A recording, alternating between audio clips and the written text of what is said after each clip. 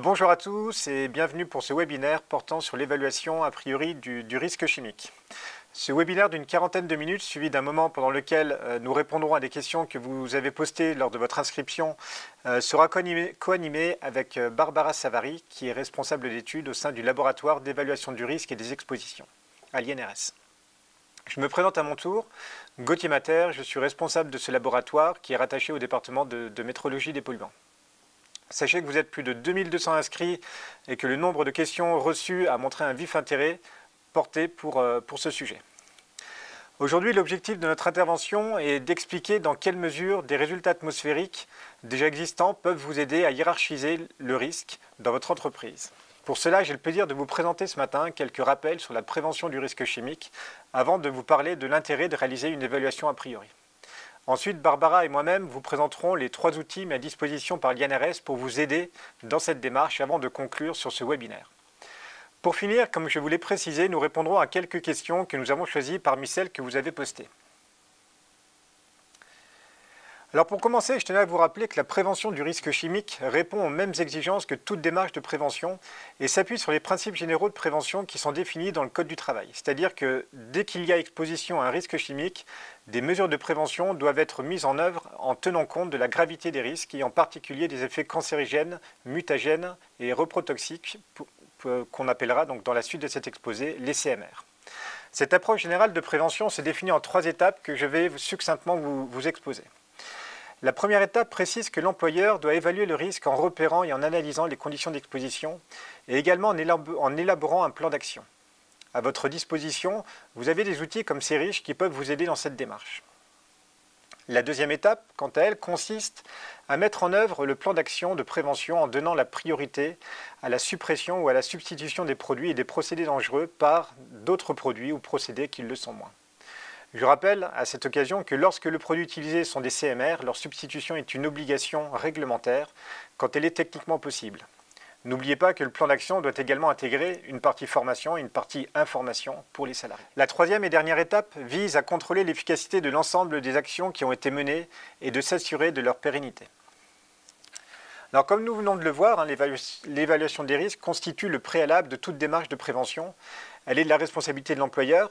Et pour évaluer le risque, 2 approches coexistent. Elles sont bien entendu complémentaires et conduisent toutes les 2 à la mise en place d'un plan d'action de prévention visant à supprimer ou réduire le risque. La première approche, qualitative, qui repose sur une hiérarchisation des risques et sur une évaluation des risques résiduels, peut être réalisée avec des outils tels que CERICH qui vous permettra de conclure si le risque est par exemple modéré, élevé ou encore très élevé. La deuxième approche qui est quant à elle quantitative, c'est-à-dire qu'elle est basée sur l'évaluation a priori des niveaux d'exposition et se veut complémentaire à la démarche qualitative.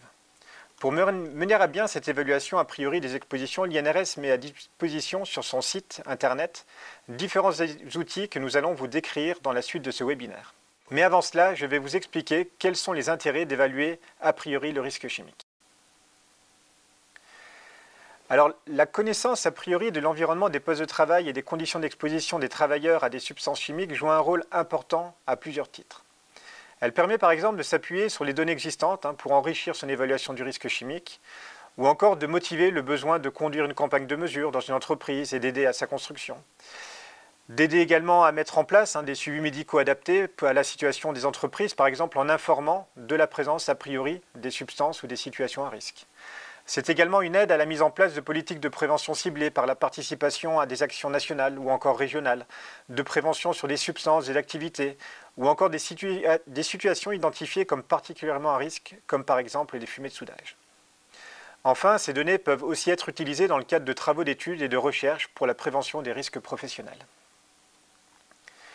Et c'est dans ce contexte que, depuis le début des années 70, plusieurs pays ont créé des bases de données d'exposition professionnelle.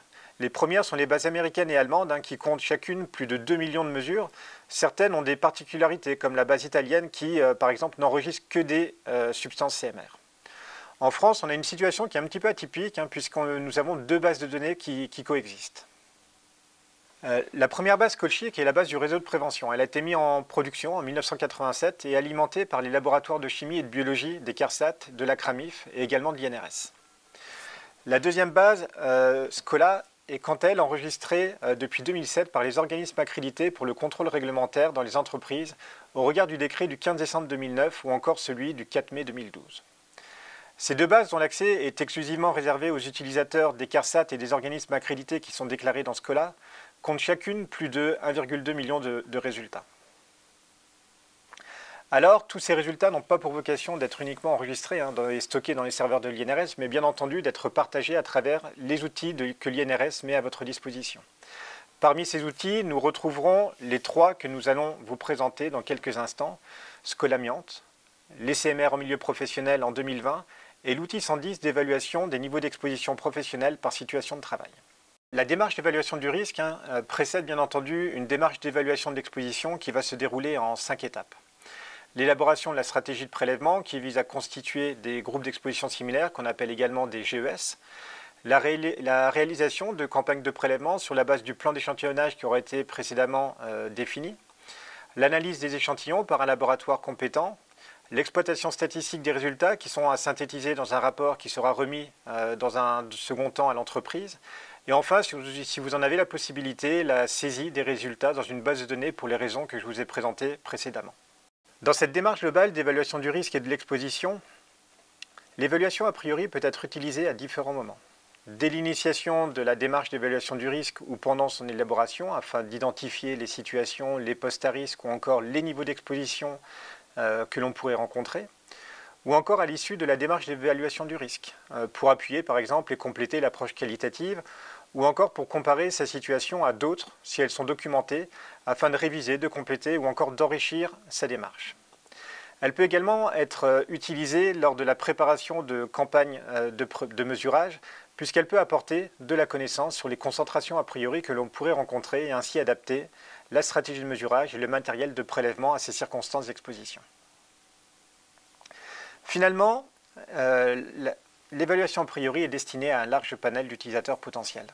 Alors bien entendu, on va retrouver l'employeur, notamment pour les petites entreprises, pour amorcer, conforter sa démarche d'évaluation du risque en s'appuyant sur les données a priori. On va retrouver également les responsables HSE et les représentants du personnel pour amorcer ou conforter sa démarche d'évaluation du risque, pour dialoguer également avec l'employeur et les acteurs du terrain, pour la mise en place d'actions de prévention ou des campagnes de mesure, ou encore pour dialoguer avec les laboratoires qui sont en charge des prélèvements atmosphériques. On retrouve également les CARSAT qui peuvent utiliser l'évaluation a priori comme des sources d'informations pour conseiller, accompagner les entreprises peu outillées dans l'évaluation, tout comme les services de prévention et de santé au travail qui en plus pourront s'en servir comme aide pour mettre en place des suivis médicaux adaptés. Alors, lorsqu'on utilise une approche a priori, il est important et nécessaire d'en connaître certaines limites. La première limite est que cette approche ne remplacera jamais les mesures que vous réaliserez dans votre entreprise. La seconde limite, c'est que les bases dans lesquelles les données sont collectées et utilisées dans l'évaluation a priori n'ont pas été conçues dans le but d'être représentatives de l'ensemble des travailleurs ou d'une situation de travail donnée. Cela peut engendrer des biais d'interprétation des résultats obtenus via des outils d'évaluation a priori. Enfin, bien que les outils a priori soient des sources d'information complémentaires à toute démarche d'évaluation du risque, ils ne décrivent que des situations pour lesquelles, finalement, on dispose de l'information. Tout cela pour dire, et avant de vous les présenter, que l'utilisation de ces outils nécessite quelques mises en garde. Les informations ou les résultats que vous allez obtenir lors de vos interrogations sont représentatifs d'un instant T. Par exemple, pour les bases portant sur les CMR, les données concernent uniquement l'année 2020. Pour Scolamiante, les niveaux d'empoussièrement pour un processus donné sont quant à eux à relier au nombre de mesures prises en compte pour le calcul. On parle alors de robustesse des résultats. Et puis, en tant qu'utilisateur de ces outils, vous êtes seul responsable de l'usage final de ces données et de l'interprétation que vous allez faire de ces résultats. Voilà, j'en ai fini avec cette première partie et je vais maintenant passer la parole à Barbara qui va vous présenter le premier outil Scolamiante. Barbara, je te laisse la main. Merci Gauthier, bonjour à tous et à toutes. Nous allons aborder aujourd'hui ensemble les outils d'évaluation a priori du risque chimique proposés par l'INRS. Le premier de ces outils que nous allons aborder est Scolamiante. Accessible depuis un smartphone par toute personne devant évaluer les niveaux d'exposition à l'amiante, Scolamiante peut être utilisé afin de définir les moyens de protection individuels à mettre en place avant toute intervention en présence d'amiante, c'est-à-dire avant une phase de retrait ou d'encapsulage, ou avant toute opération d'entretien et de maintenance pouvant libérer des fibres d'amiante. par exemple l'intervention d'un plombier sur une canalisation. La connaissance des niveaux d'empoussièrement a priori permet de connaître le niveau dans lequel est classé le processus et ainsi de déterminer quelles protections individuelles, mais également collectives, sont à mettre en œuvre lors de l'intervention pour protéger les salariés. Cet outil utilise des mesures d'empoussièrement par processus réalisées par les laboratoires accrédités selon le référentiel COFRAC LabREF 28. Il est mis à jour annuellement avec les données enregistrées dans SCOLA après validation du rapport annuel d'activité des organismes accrédités rédigé par l'INRS. Comment fonctionne l'outil? Pour obtenir un résultat, il faut tout d'abord saisir les descripteurs de l'exposition. L'activité, retrait sous section 3 ou intervention sous section 4, le matériau amianté comme une toiture, un bardage, la technique d'intervention, du grattage, de la dépose, du perçage, les équipements de protection collective présents sur le chantier, à savoir le travail humide et le captage à la source. Lorsque tous les descriptifs sont complétés, vous allez obtenir un niveau d'empoussièrement qui correspond au 95e percentile de la distribution des données, et ce niveau d'empoussièrement est systématiquement assorti d'un indice de confiance en corrélation avec le nombre de mesures prises en compte dans le calcul de cet empoussièrement.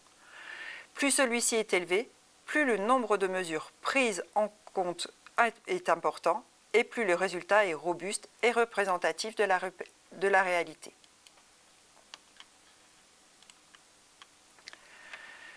Ce niveau d'empoussièrement obtenu est à comparer avec les 3 niveaux d'exposition N1, N2 et N3 de la réglementation afin de connaître les moyens de protection individuelle à mettre en œuvre et la nécessité ou non de modifier les équipements de protection collective afin de réduire le niveau d'empoussièrement et pourquoi pas de changer de niveau d'exposition pour mieux protéger les salariés.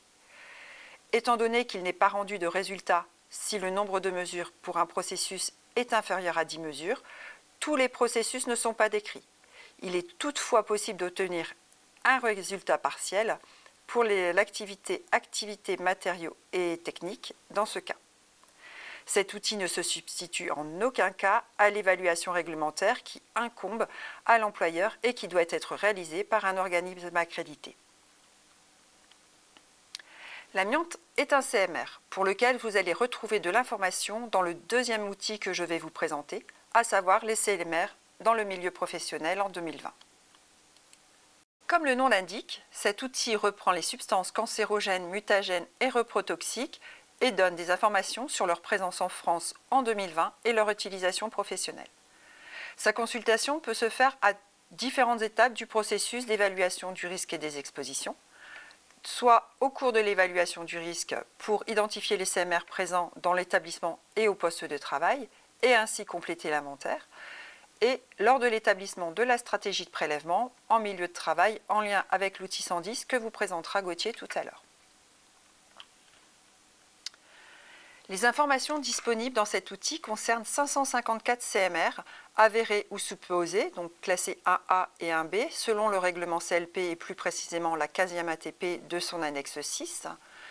Nous n'avons pas pris en compte les coupes pétrolières et les produits de réaction, et elle ne contient pas non plus les procédés cancérogènes qui sont définis dans l'article 4412-60 du Code du travail.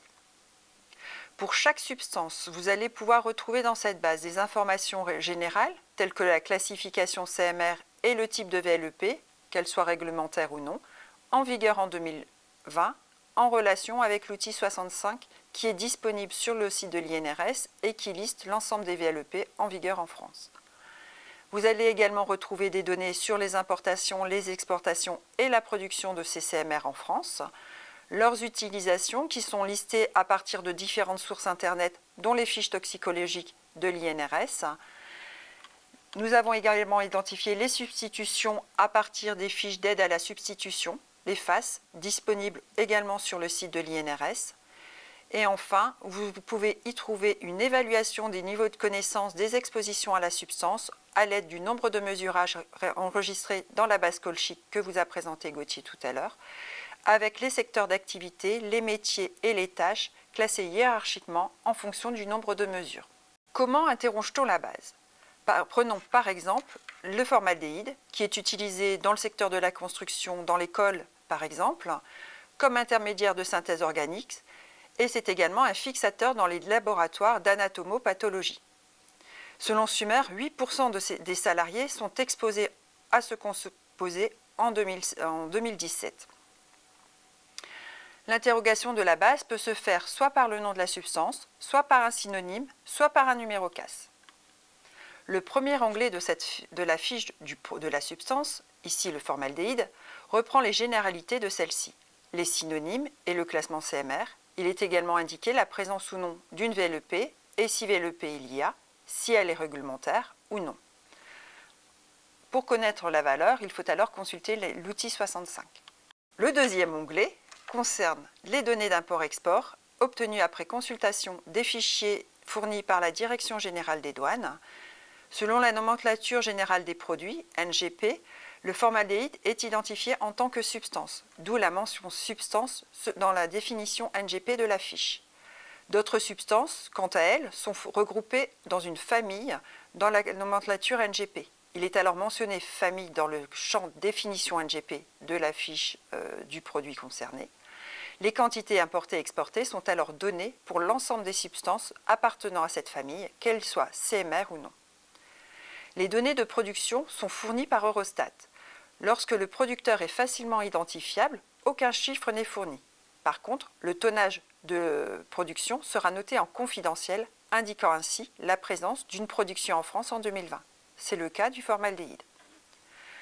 Deux autres onglets fournissent la liste des utilisations, obtenues en croisant différentes sources bibliographiques, la liste des substitutions, et un dernier onglet donne une indication sur le niveau de connaissance des expositions à partir des données enregistrées par les laboratoires des CARSAT et de la CRAMIF dans Colchic. Il peut être faible, moyen et élevé.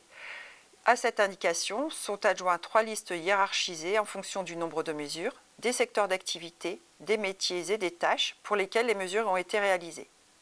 Pour avoir une évaluation quantitative des niveaux d'exposition, il est alors possible de consulter dans un second temps l'outil 110 que Gauthier vous présentera dans quelques instants. L'exploitation des résultats obtenus permet dans un premier temps de repérer dans l'entreprise le risque CMR, les postes de travail et dans un second temps d'établir une stratégie de prélèvement en définissant les postes de travail à contrôler avec des mesures atmosphériques en se basant sur des référentiels de mesurage tels que le Métropole, disponible également sur le site de l'INRS. Cependant, comme toute base de données, cette base présente des limites. Les données y figurant sont des données de 2020. Il s'agit donc d'une photographie à un instant T. Toutes les données peuvent avoir évolué depuis. Les données réglementaires telles que la classification CMR et VLEP peuvent également évoluer dans le temps. Il est donc nécessaire de consulter l'outil 66 qui reprend la classification du CMR du CLP et qui est mise à jour avec les différents ATP qui paraissent dans la réglementation, et l'outil 65 qui va reprendre l'ensemble des VLEP et qui est mis à jour avec les différentes évolutions réglementaires. Tous les CMR de la classification européenne ne sont pas inclus dans cet inventaire. Les CMR classés en catégorie 2, car suspectés, ne sont pas référencés. Il n'est pas non plus fait référence à la classification du cirque. Certaines substances classées en catégorie 1 par le cirque ne sont donc pas présentes dans cet inventaire 2020. Je passe donc maintenant la parole à Gauthier qui va vous présenter le dernier outil de ce webinaire. Gauthier, c'est à toi.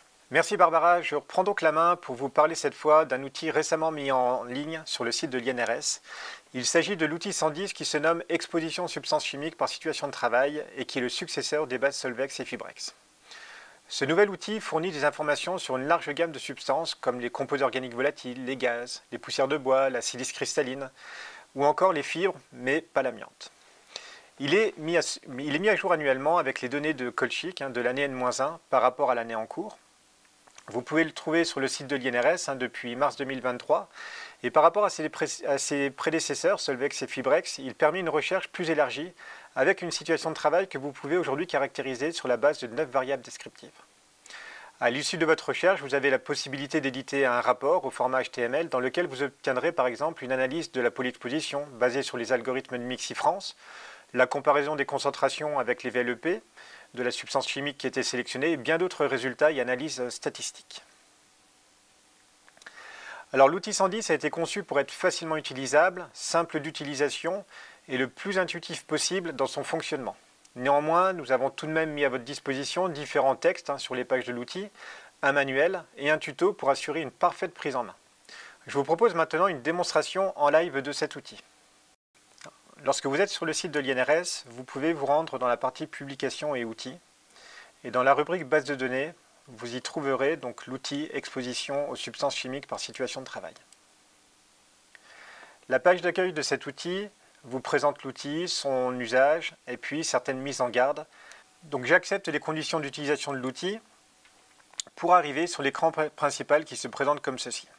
Un histogramme vous montre la distribution annuelle du nombre de résultats que contient l'outil. Vous avez la possibilité de choisir la période d'interrogation qui débute en 1987. Chaque anneau représente une variable. Le nombre en rouge, ici 459 988, précise le nombre de mesures disponibles pour l'interrogation. Il devient vert dès lors que vous avez au moins choisi une substance et que le nombre de mesures est supérieur à 50. Je vous conseille de caractériser votre situation de travail à partir des 9 variables qui sont proposées. Cependant, vous n'êtes pas obligé de toutes les renseigner. Je vais illustrer le fonctionnement de l'outil 110 en reprenant l'exemple du formaldéhyde que Barbara vient de vous présenter pour la période 2002 à 2022. On voit ici, après avoir sélectionné le formaldéhyde depuis sa famille aldéhyde, que le nombre de mesures disponibles est de 12 559. Après avoir choisi ma substance, je vais caractériser maintenant ma situation de travail et je choisis de rechercher le secteur de la construction spécialisée.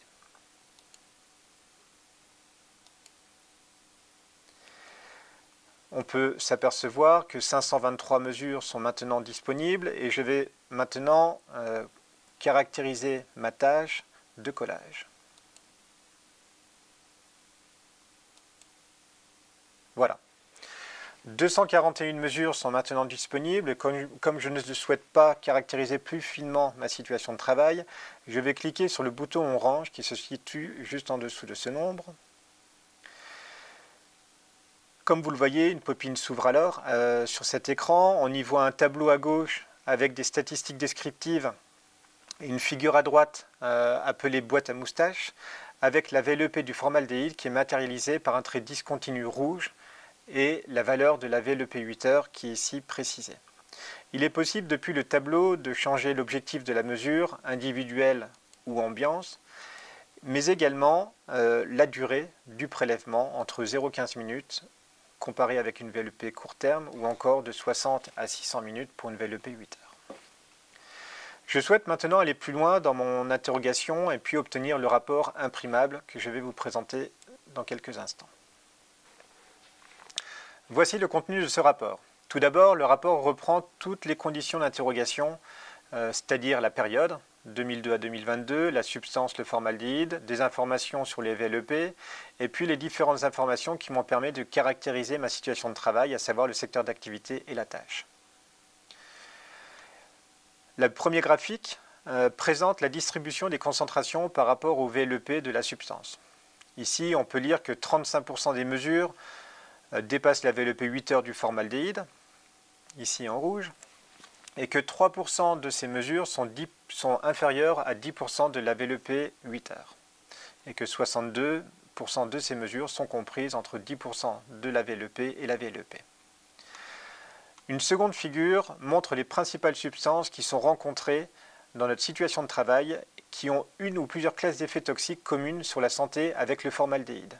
Ici, on a retrouvé l'éthanol, le cyclohexanone, l'acétone, la butanone, l'acétate d'éthyle, l'hexane et encore le toluène.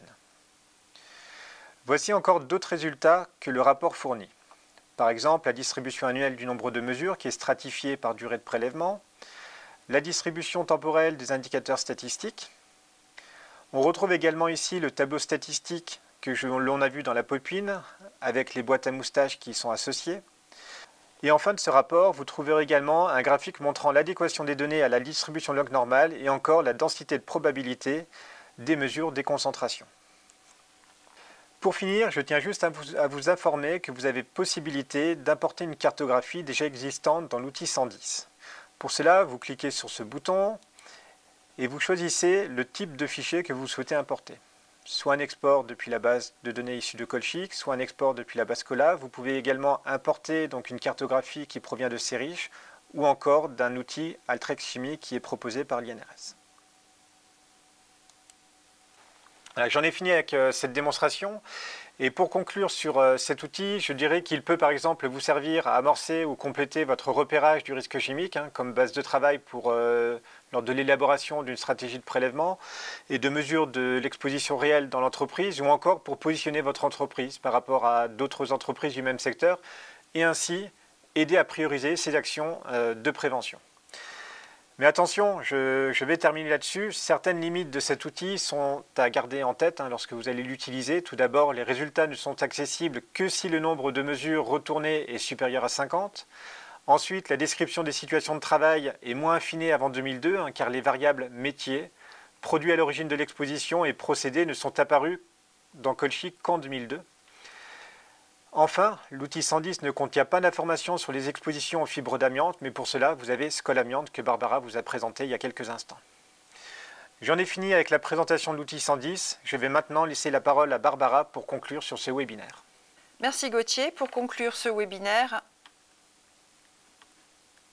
l'évaluation a priori se base sur des données existantes et permet de compléter une démarche qualitative de l'évaluation du risque pour les entreprises en se basant sur des données réelles obtenues pour des situations similaires.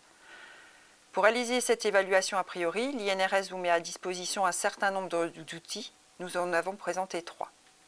Mais attention, ce ne sont que des aides.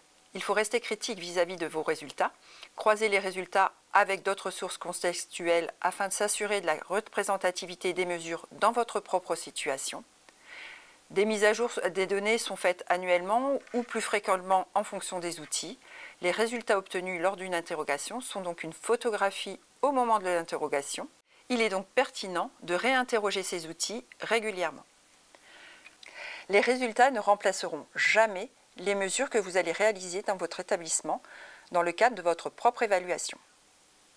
La présentation est maintenant terminée. Passons à la deuxième partie de ce webinaire. Nous vous remercions vivement pour les nombreuses questions que vous nous avez posées lors de votre inscription.